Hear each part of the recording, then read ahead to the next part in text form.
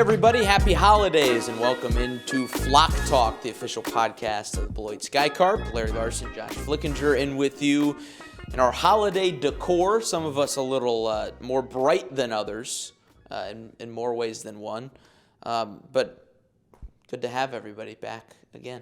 That's a very nice intro, Larry. I appreciate that. Well, yeah, I've got some. Okay. We've got. I don't want to date this podcast, but we have our holiday party, and I have a bit of a more festive attire that is in the car right now, and didn't want to break it out for the podcast. You weren't necessarily special enough, Larry, but for the group tonight, we're gonna be looking real nice. Of course. If you listen to my joke, I mean, you're wearing brighter colors than mine. So I thought this was like an ACT score thing with the bright, like you're smarter than me. Yeah, it was a double entendre. Okay. Anyways, it's never fun when you have to explain jokes. We got a great show coming up for you.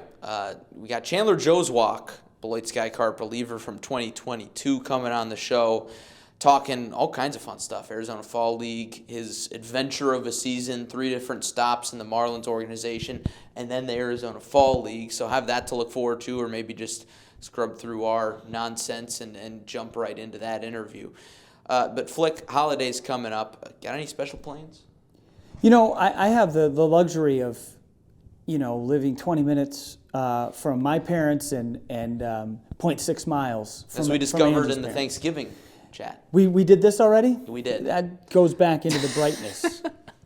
No, so the answer is always no, Larry. I don't really do anything. Although I am, for the first time, as I am now, for the first time in 10 years or so, gainfully employed by a reputable company, I get some time. Thank you, Quentin Rishi Studer. I get some time off around the holidays. Let's go. Let's go. I am talking a couple of full weeks. That by the time that's over, boy, I'll be itching to get back to work. Is my thoughts. It's a lot of time. It's a lot of time with the kids when they don't really have a lot going on either. So I'm going to be entertainment master. Except Reagan Flickinger, basketball star. Yeah, he had a good night last night. Yeah, 28. We won't borrow, or we won't bore the people with exploits of my small school sons. Small school, high school basketball. You gotta love that. Nothing like it. Well, moving away from small school, high school basketball and moving into big money, free agency heated up throughout the winter meetings as was expected. Aaron Judge back to the Yankees after Arson Judge apparently signed with the Giants. It seemed consensus, he's going to the Giants, And he went right back to the Yankees for $360 million, 9-year deal. Thoughts on Arson or Aaron Judge? Well, I'm no Yankee fan. In fact, I do root actively against them. But it does seem kind of right that Aaron Judge should be a Yankee. He started with them, and now he's going to finish with them because he's going to be, he'll be late 30s by the time. Yeah, he's done with that deal, and the money just, and I'm sure we'll get into that, and you mentioned the big deals, the money is just overwhelming right now in the free agent market. It just brings into picture all the more, your smaller market teams like the Marlins, how important these guys are to organizations like Miami, because they simply cannot survive if they are trying to go free agent mode first like the Giants or the Yankees, certainly the Dodgers.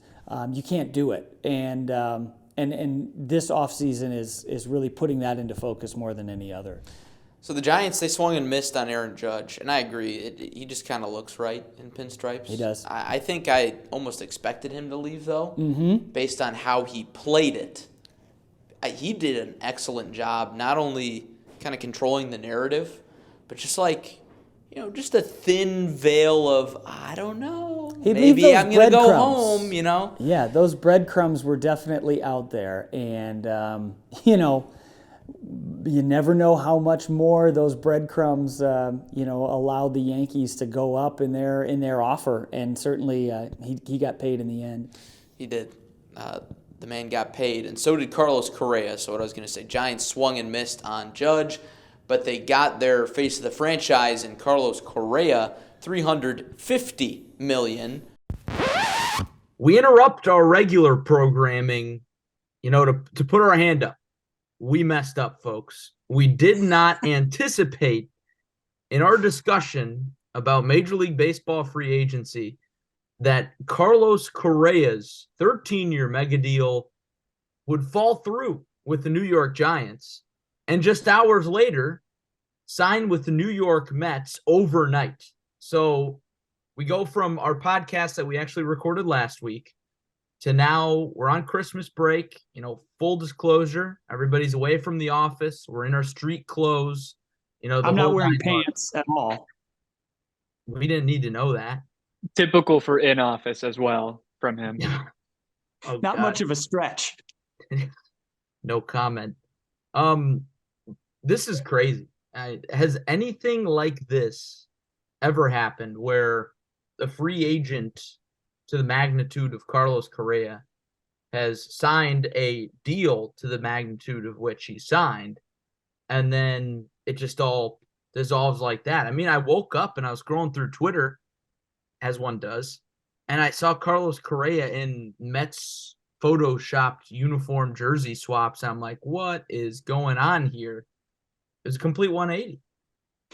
Yeah, I think I got that news the same as I'd have to say 95% of the people did, right? I mean, this was literally overnight. This happened at like 2 a.m. or something.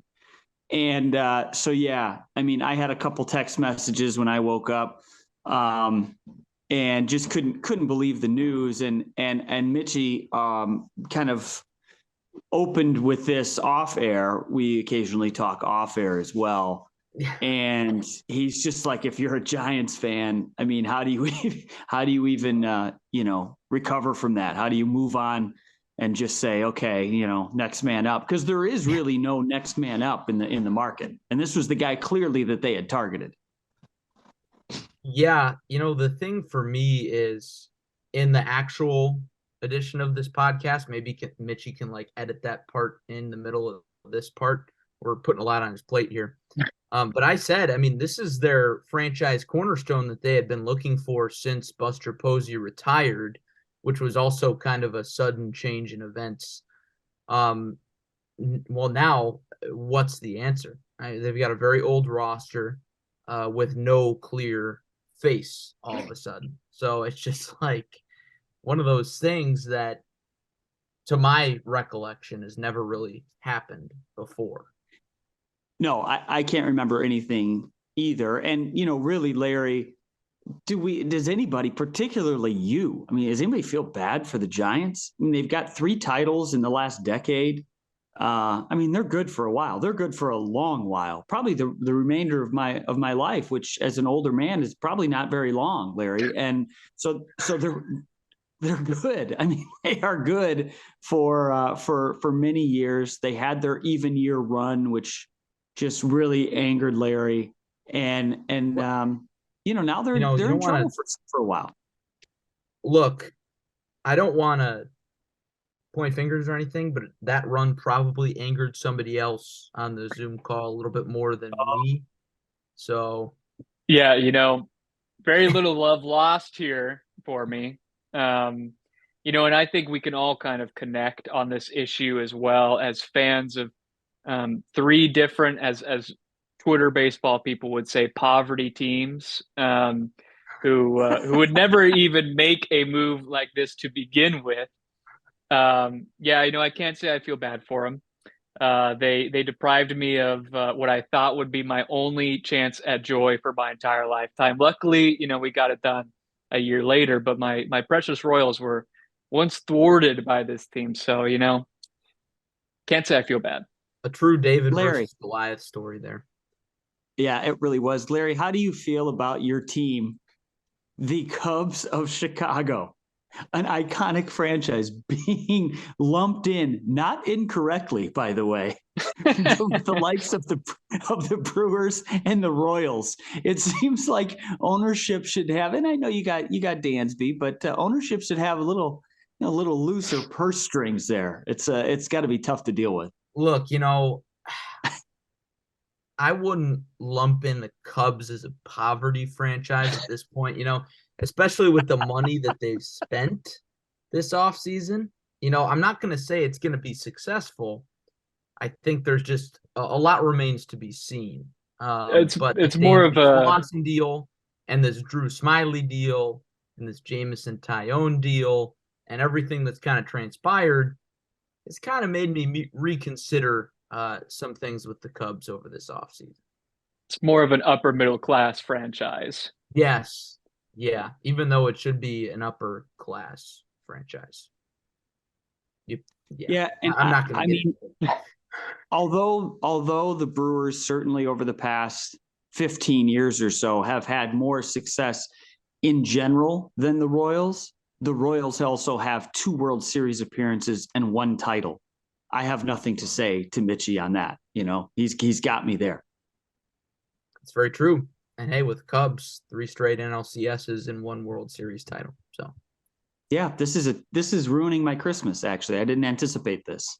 Hey, Flick, we don't want to ruin your Christmas anymore. What do you say we go back to whatever we recorded a few weeks ago? Hopefully that part stands as you guys are watching this episode now. Hopefully nothing else happens, and Aaron Judge is still a Yankee at this time. It's now and really those are the big fish, right? Those were the kind of guys, I guess. Dansby Swanson, the golden geese, some might say. Yeah, the golden geese. Yeah, Dansby Swanson's still out there. You're a Cubs fan. I mean, there's a lot of rumors you guys need a shortstop. Talking about him, Marlins fan. Yeah, Cubs fan second, of course. We're all Marlins fans first. But there's not many left out there that are going to get those huge numbers. No, I've heard firsthand that Cubs fans are a little frustrated. Heard from sources close to the situation. Yeah. Yeah. Speaking of Cubs, Wilson Contreras, see you later. Officially a St. Louis Cardinal. Talk about a 180. Cubs fans, that's a big ouchie, huge ouchie. That hurts. That's a tough pill to swallow. It's not as bad as Favre to the Vikings if you're a Packer fan, but. Man, the thing is, we only had to see Favre a couple times. Past his prime. Yeah, although he did have a great year in 2009. We don't need to talk about it. Contreras, though, you're going to see 18 times a year. I mean, it's wild. And again, you go where the money is, and he got a lot of it for the Cardinals. I think an underrated storyline with the Contreras saga for the Cubs is not only are they going to have to play Wilson, they're now going to have to play William Contreras, who's now a Milwaukee Brewer. That's even worse, I think. You get both of them. I know, and I have never seen a deal more, roundly applauded than the Brewers acquiring this young all-star catcher for what many think could just be kind of a 4th outfielder type. Ruiz has great speed, but maybe not a lot of other tools, good defensive outfielder, certainly a guy that you want on your team and projects to be a big leaguer for a long time. But along with a couple other pitchers that may or may not stick, it was a great deal for the Brewers, that's for sure. And then how about Trey Turner? Trey Turner to the Phillies, reuniting with Bryce Harper.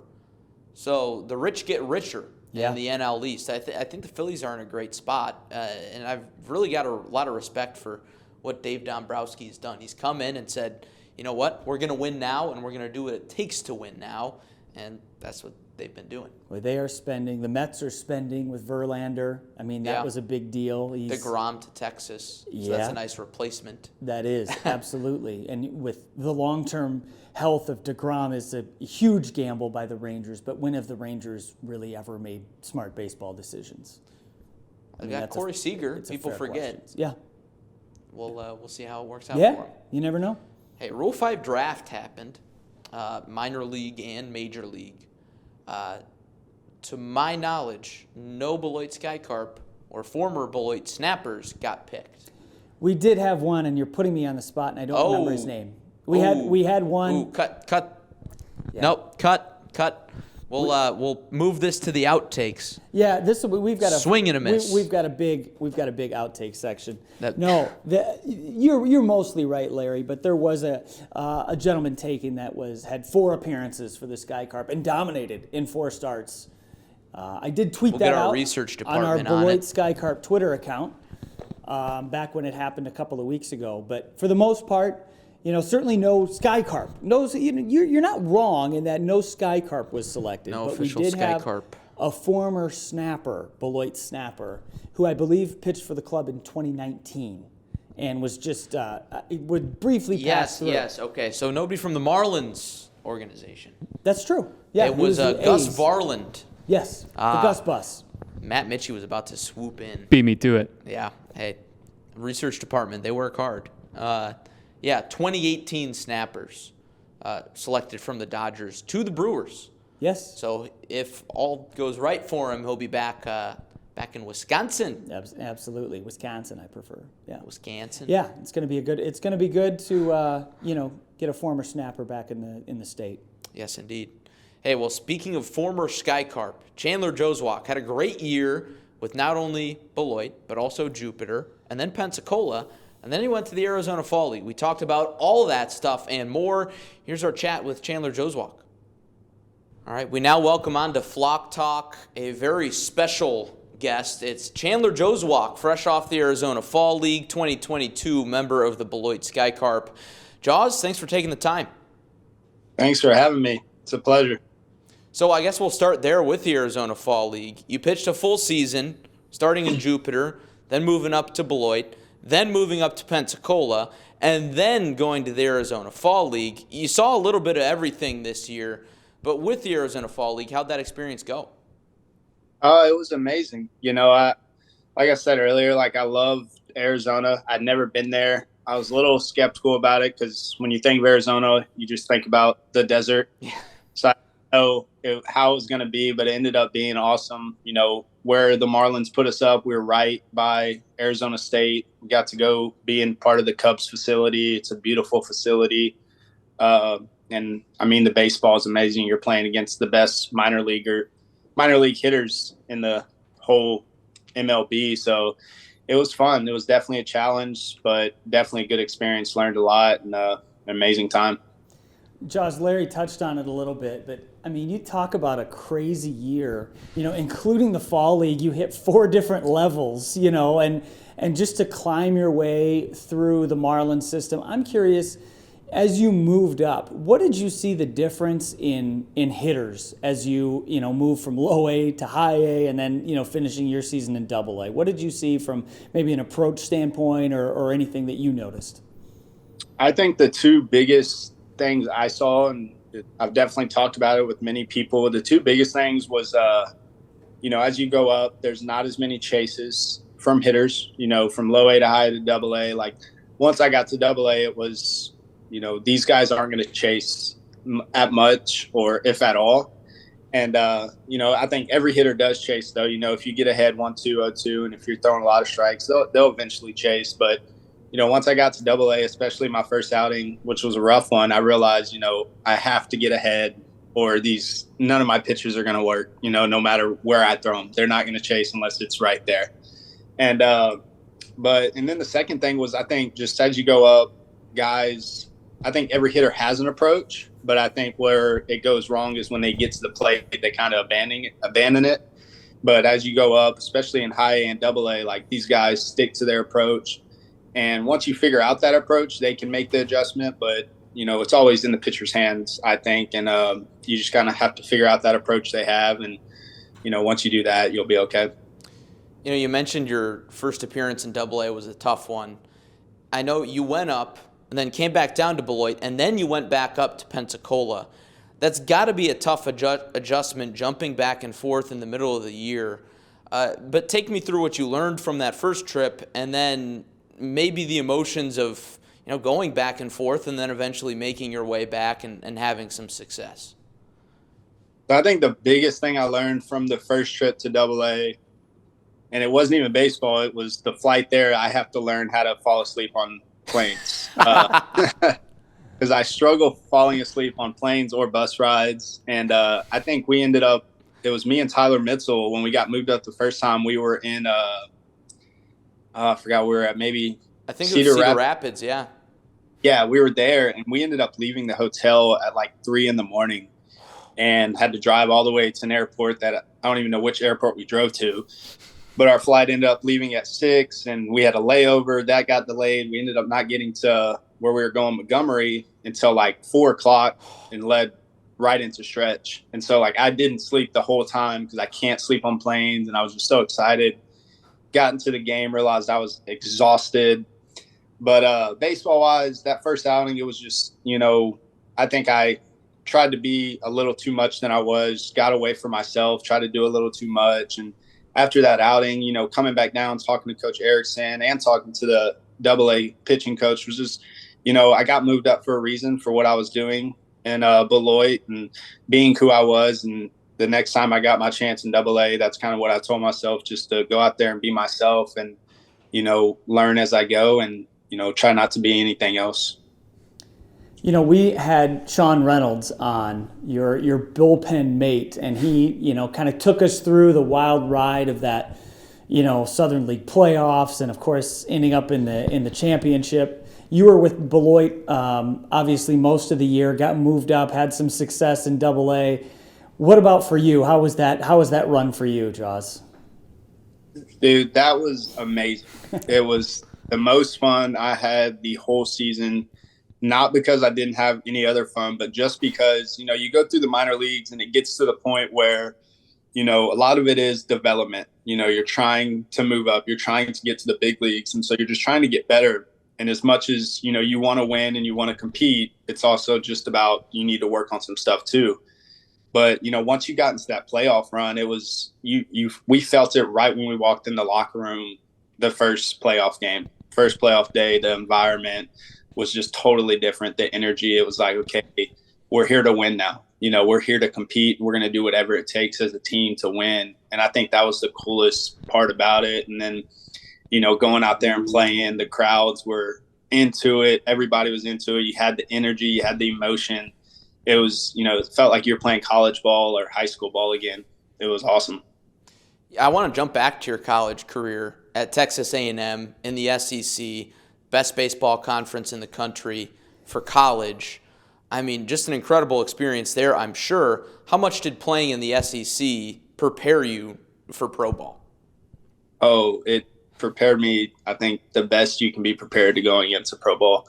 Not taking anything away from the high school guys or from other conferences, but like you said, I do believe that the SEC is the best baseball conference in the country, college-wise, and you're playing against the best college players in the country. So, it's definitely, it's tough especially since they're not using wood bats, they're using the metal ones. It's just, you have the coaches and the environment, you're playing and, you go to Mississippi State where they have 15,000 people at a college baseball game, or Arkansas or LSU. That's a big thing for it too. And it's just different. I'd say it's, for some people, it's probably harder to play in the SEC than it is in minor league baseball sometimes, unless, you're in that AAA or AA a little bit. But it definitely prepares you the way you have to play. The speed of the game is a big thing. And I think that's where a lot of high school players have to learn. Guys that get drafted out of high school, I think they have unreal talent. They're unreal players. But, the speed of the game changes. And that's a big thing I don't think people realize from the stands or if you're not playing. So we interrupt this Chandler Jozwiak interview to bring you a brand new segment. It's called Sky Carp Swag. We're going to try some on right now. Here we go, dropping in from the heavens. Yes, sir. Flick, what do you got? Well, I have the Defenders of the Diamond. I mean, this thing, am I centered? Here we go. I'm centered. This is beautiful. I think you got to go slightly off center with the logo. Just for maximum swag. Maximum swag. Yeah, maximum swag. I'm all about maximum swag. It was my nickname in high school. But, we had the Defenders of the Diamond come in and Marvel-inspired logo. And they did this for every team. Ours is among the best. That's consensus. And we've Swag got, me. our stocking hat. It is cold. What a throw by Matt Mitchie. And then that one, Larry, is also sweet. But this is, and so warm. And it's going to be a long, cold winter, folks. So just prepare yourself. This hat is going to keep me warm. You know that trend, giant hats? We don't exactly have these, but we do have 8 1/8 hats that you can buy. So if you want to hop on the big hat trend, stop on by Beak Boutique. It's open in person, online. And we've got a special deal for you. Listen up. Maybe you're doing some last-second Christmas shopping. Use the code FLOCK at checkout, and you get 15% off your order online. Store-wide. This is big. Store-wide. Not just Defenders of the Diamond, not just big hats, winter hats, the whole 9 yards. So get your merch right now. Use promo code FLOCK, 15% off. Now back to Chandler Jozwiak. All right, Jaws. We talked about your college career, and in the midst of your college career, right in the middle of it, you have the COVID season. What was that like for you? And did you feel like it was just a lost year for you, or were you able to, to get some development in, just working with coaches and things like that, or were you just sent home and left to your own devices during the COVID season? I think a little of both. At first it really hurt me. It really hurt me just because that was my first draft year. Yeah. I had just gotten an agent. I just came back from the Cape Cod League. So, I was really excited. A lot of good things were going for me. I was talking to a lot of teams, and then it got canceled. And team-wise, that was our best team that we had at A&M in all 4 years I was there. And so when it got canceled, it hurt a lot of us. And I had a lot of guys that were seniors or fifth-year seniors, and at the time, until they came out with the new rule, their playing career was over, so I felt horrible for those guys. Then I found out the draft was going to 5 rounds, kind of took me out of the draft, which really hurt. But then, I kind of looked at the other side of it, like you brought up. I got to develop and get better and I had that time. And so I actually, my agent got me with this it's called Tread Athletics. I'm sure y'all have heard of the baseball training program, specifically for pitchers mainly. And so I got with them and definitely got a lot better. But yeah, it was definitely tough at first. It was definitely a lot of talking with my parents and my coaches and, close friends, because a lot of that stuff, I kind of stay internal. I don't like, it's like the baseball thing. You don't want to be seen as being soft or anything like that. But there's definitely a lot of conversations to get me back to normal and get me back to, still wanting to get better and, try to get drafted that next year. So, but it definitely helped, definitely hurt too. But there's goods and there's bads to everything. And I just had to get back to seeing the good and what was happening. Yeah, that was the type of thing where really nothing could prepare you for what happened or what was going to happen. So really a truly unparalleled time. But jumping back before your college career, you're a native of Texas. College sports down there and sports in general, specifically football and whatnot, and that's a way of life. That's a lifestyle for folks down there. Before you went to Texas A&M, I know we talked about this during the season in one of our pregame interviews. Did you grow up an A&M fan? Did you grow up a Texas fan? Or was it something else? So I don't tell a lot of people this, but I guess I can come out with it now. I actually grew up a Texas fan.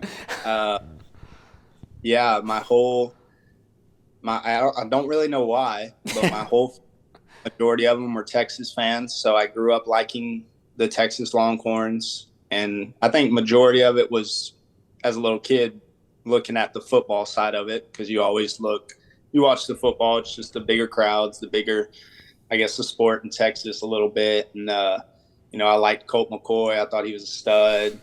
But, once I got to high school and I started talking to schools and, A&M popped up, it was, I don't care that I'm a Texas fan. I'll definitely go to the SEC and play baseball. So it wasn't a tough decision at all. Well, it's horns down now. Yeah, horns down. Yeah, did you ever admit your longstanding love for the Longhorns to your teammate Zach Zubia? I don't know if I ever told him that. I hope he doesn't listen to this. So That's awesome. Well, what are some of your fond memories from playing here in Beloit, Jaws? You know, a big one. I was thinking about this earlier today and yesterday when you had texted me. You know, when we went on that streak where we were the best team in baseball, yes. I thought that was amazing. You know, we were having a great time, and you know, it wasn't that we were just beating these teams really bad either. We had some amazing comeback wins in Quad Cities. I thought that was awesome. I don't know how many extra inning games we went into, but it felt like every game we won was extra innings, or we won in the bottom of the ninth. It felt like Cody was hitting a walk-off home run every game. You know, it was Bennett Hostetler's walk-off. All those things were amazing. But I think the best one was definitely Cody Morsett's walk-off home run. I forgot. It was at home. I don't know exactly which game it was, but the only reason I liked it so much was because earlier in that game I was pitching, I think in the 9th inning, trying to close out a game, and it was actually it was in the 10th because they started with a runner on second. Yep. I think I went 2 strikeouts, and so we just needed one more out, and they hit a little pop-up behind second base to Cody, and this is when Cody, you know, kind of had the yips of catching pop-ups for some reason. He ended up dropping it. You know, it happens. Guy scored, tied the game up, and he was just so upset with himself. And I was a little upset too, but, you know, it's one of those things that happens. And I remember going up to him and talking to him. I was like, man, like, that's going to happen. I need you to flush it and be the hitter you are. And he goes and does that. And it was just so exciting to see him come back from that and actually prove that, you know, you're going to make a mistake, but it's going to come back and help you out. So that was pretty cool. Yeah, baseball's a game of redemption. That was an incredible game, probably one of the best all year for sure. It was awesome. You mentioned you gave Cody a little bit of a pep talk. You know, you coached him up a little bit. I know now during the off season you're doing a little bit of coaching with clinics. You know, helping out your brother who's a high school coach. Tell me about what you've been doing in the off season here. So recently, I think 3 weeks ago, I started working out and training to get my body stronger and always trying to gain weight. You know, that's always a big thing for me especially since I started college, trying to gain weight and get stronger. And the next thing is just trying to, you know, get even better on the mound. You know, as good of a season as I did have, and as I felt like I had, you know, there's always something to get better at. Always that step forward you have to take if you want to make the dream of playing in the big leagues. And then, like you said, I give a lot of lessons. I help out my brother with the high school team. You know, that's my next goal. If baseball doesn't work out, I do want to become a coach. So just kind of learning to become that guy to help out these little kids achieve their dream. You know, just their eyes and the smile they get when they do something good, or when I give them that compliment. You know, it's an awesome feeling to get. So that's why I enjoy doing it. And also, like I said, you know, it's better than staying on the couch all day. All right. Well, 2 things, and then we'll wrap up. First of all, you know, Cody, not that the loss, Jaws, would have been your fault. Clearly, it would have been Cody's. I mean, you pretty much spelled that out. But he saved you from your only loss of the season. Now, wins and losses, especially for a reliever, overrated stat. But did you even realize through the combined your 19 stops throughout the year that you were 7-0 in 2022? I didn't realize that until I looked at your baseball reference page. But were you aware of that you finished a perfect 7-0 in last season? So I did know I finished 7-0, but I did always know how many wins I had in Beloit because Doc never let me forget it. Especially when I first got there, I think it was my first 5 or 6 outings. I had like 3 or 4 wins already, and I was kind of stealing them from the starters. And so Doc and some of the starters never let me forget how many wins I had. But that was pretty cool, just helping the team win and kind of being that guy to go to. And it definitely helped as well having the rest of the bullpen behind me if I did struggle that day. Sean and, you know, Tyler and all those guys definitely helped out. Hey, well, no matter what, you can say you had a perfect season in 2022 here in the minor leagues. Jaws, appreciate your time. Thanks for all the good memories this year, and best of luck in the rest of the offseason. Thank you. I appreciate y'all having me. It was a pleasure. Thanks, Jaws. Thanks to Chandler Jozwiak for taking some time out of his offseason. And I know all these pitchers and players have different routines. Jaws is a busy guy. He was off to give out some pitching lessons, helping the next generation, as he was talking about. But, hey, what a season he had. It was a lot of fun to watch him play. It was a lot of fun, and his stuff is electric, as we know, and he's just a great guy in the clubhouse. Fun to get to know him, and he's a guy that I think we talked in episode 1. I don't know if he made the list. Maybe he did actually. He did. I think you picked him. Yeah, and he deserves that because I do believe he's going to be in a big league uniform. And what we've talked about this, especially with the college guys that are now a couple years out of school. They're in Double-A. We expect Chandler to start at least in Double-A, maybe an outside shot, depending on injuries or what have you. Starting at Triple-A, he's one call away. We failed to ask him about, he's got a big league arm, big league stuff. He's got a big league nickname too, Jaws. It's a great one. You want Jaws coming out of your bullpen in the 8th inning in a tie game. One thing that I think if he would have stayed longer, I do believe we could have come in with the Jaws music, but he really was. The funny thing is, he probably only made 8 or 10 home appearances. He wasn't here for that long.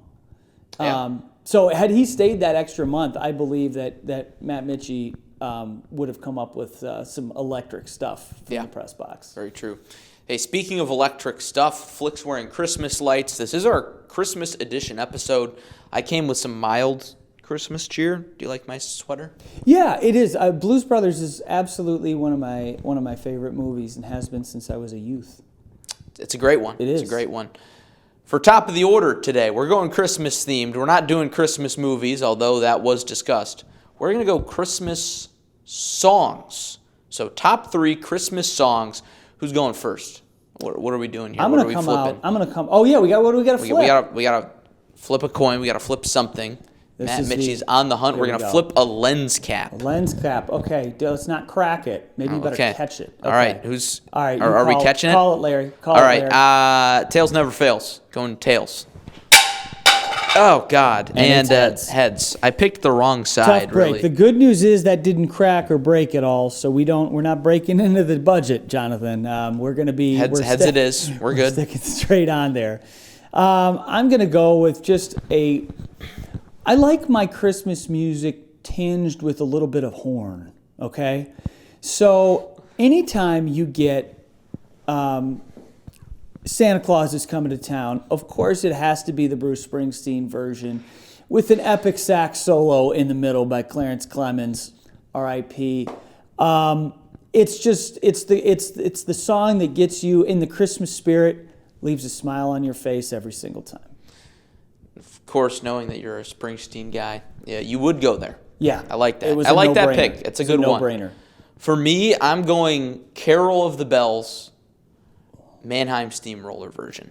I mean, it's just like that epic feel to it. No, like, Santa Claus is coming to town. He might not make it. Rudolph's got to pull through here in the last second. It's going to be a buzzer beater, but it's got that like pregame hype. Song really stressed you out as a child, it sounds like. Well, not quite. It was just, I heard it on the radio. I'm like, I'm ready to watch some NBA on Christmas or something like that. My traditional pick, my second pick, so for a traditional song, I'm just going to go with the classic Little Drummer Boy. Just really enjoy it. It goes back. It makes you feel a certain way, Larry. And Little Drummer Boy, it's 17,000 versions out there, but there's some good ones out there. I'll go that with my second.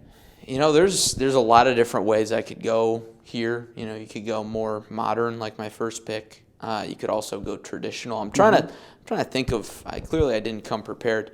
I'm trying to think of all the best renditions that the greats have done. Yeah. Frank Sinatra, Burl Ives. Yeah. Tony Bennett. A little more modern traditional music. But I'm going to go traditional too, and I'm going to go to a song that you just can't go wrong with, Jingle Bells. Yeah. A lot of different ways you can go with Jingle Bells. It's very uplifting, a little fun in there. Yeah. It's good stuff. Now, I'm going to go, oddly enough, for my third pick, he's going to Google Christmas music, folks. Don't think he's not. I'm going to go with, I think this was a Home Alone, so this kind of transfers in. But was Jingle Bell Rock, was that Home Alone? I think it was popularized. Yeah, I mean, of course, no, it goes back to the 60s, but I believe Home Alone used it extremely well. So Jingle Bell Rock is a classic for me. That's my third pick. My third pick, and I'm honestly surprised this slipped to the last pick, White Christmas. You're dreaming of one. Yeah. It might happen. That's I don't think it will happen. We haven't had one in years. All I know is I looked today, and the high for Christmas is supposed to be 10 degrees. Not great. It's going to be a cold Christmas, a freezing Christmas, a frostbitten Christmas, but maybe not a white Christmas. Now, I'm using my powers here to override and say, I would be remiss if we did not mention Elton John's Step Into Christmas. An absolute classic. It's a good one. One of the all-time greats. Mitchie, are you dreaming of a white Christmas? I always dream of a white Christmas, and it rarely comes through for me. With every Christmas card you write? Now, that I don't write many of them, so. Matt, I will guarantee you, is not dreaming of a white Christmas as he drives 8 hours to Kansas. He is, that's The true. white stuff can Honestly, hold off. I'm dreaming of a not white Christmas for his sake. Yes, absolutely. That's a lot of driving. Yeah, you don't want to do that in the snow and ice. Honorable mentions.